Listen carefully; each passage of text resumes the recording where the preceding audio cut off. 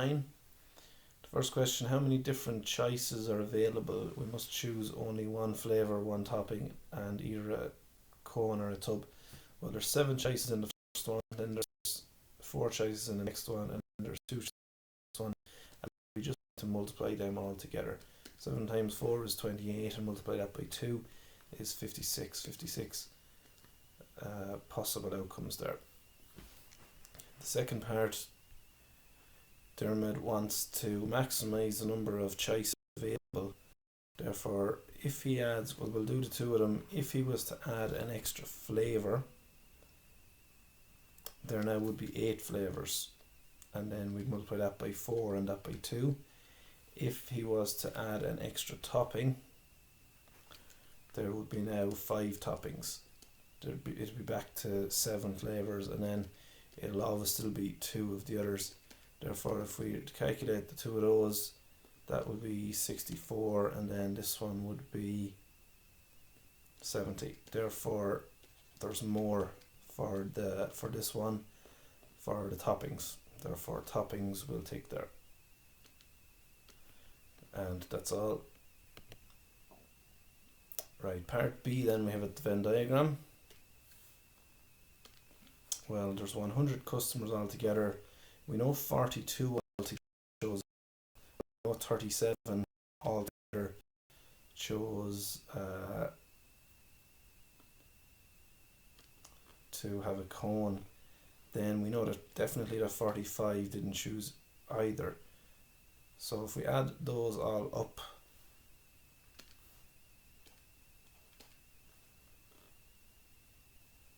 we get 124, which is obviously above the 100. There's only 100 people. Therefore, the extra 24 are the ones in the middle. They're the ones who chose both. So they had a cone and they had vanilla. Then if I do 37 minus 24, it'll be 13. That's the amount who only chose a cone. I'm doing the 37 there, take away the 24 in the middle. And then if I did 42, take away the 24, that'll be 18. Therefore, 18 chose only vanilla.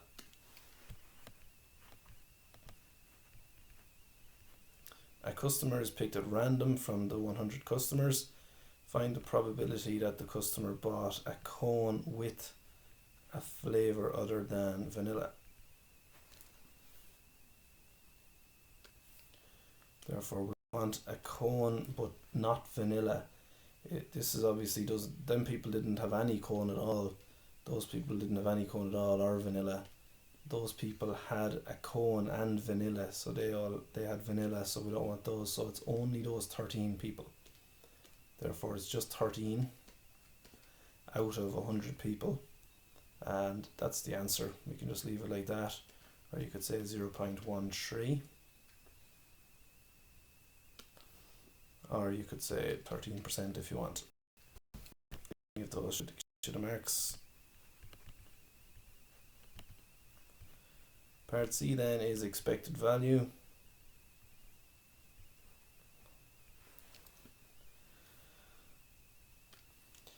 Now this is a fairly basic expected value question. If you know how to do expected value, there's nothing different about this in it or that we have to change. We're just going to do the value of it multiplied by the probability of it happening, which is the 30%.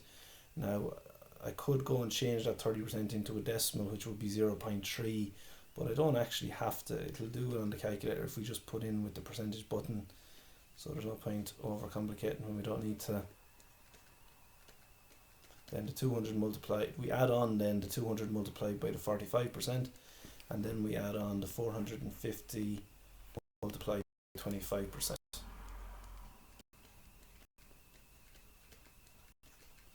And then you can put that whole thing into the calculator together, and that'll give you the expected value of his ice cream sales next Sunday. And that's 247.50.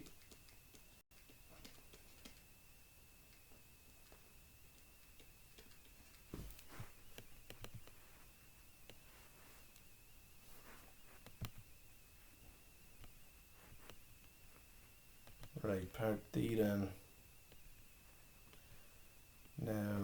see some right angle triangles in here and a circle as well. First question, find the size of the angle theta and hence find the length of the arc S. Now, well, we know that a full circle has 360 degrees. Therefore, if that there is 70 and that's another 70, that's 140. Therefore, if I do 360, take away 140, that'll be 220. So I know theta is 220. Now, my formula for working out an arc is theta over 360 multiplied by multiplied by 2 pi r.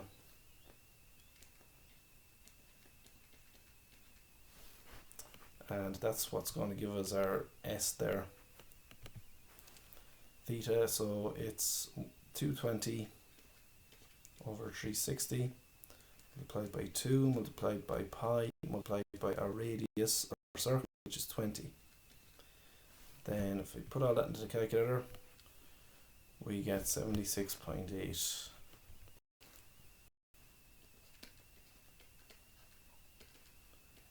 centimeters. The next part, use trigonometry to work out the length of the side labelled L.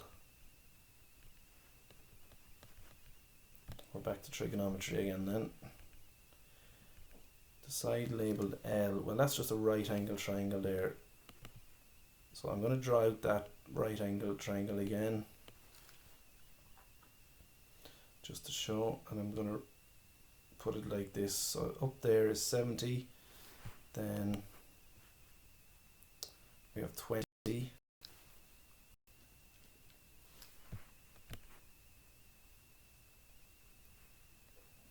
and then L is here. So that's that right angle triangle there. It's just I've turned it around a little bit and just made it look, I just changed the orientation a little bit to what we're more used to seeing. That's that right angle there, right angle triangle. Now it's just using trigonometry here. My angle up there is 70. It's a right angle triangle and it involves an angle, therefore I can use SOHCAHTOA, so sin, cos and tan. If I label L from 70 there, it's the opposite. If I label 20, it's the adjacent. I have opposite and adjacent, therefore I'm going to use tan. Tan of my angle 70 is equal to opposite, which is L, over adjacent, which is 20. And then I just need to move that 20 across the equal sign and multiply it. Equals L, and that's going to give me the answer. And it'll be 55 when we put that into the calculator.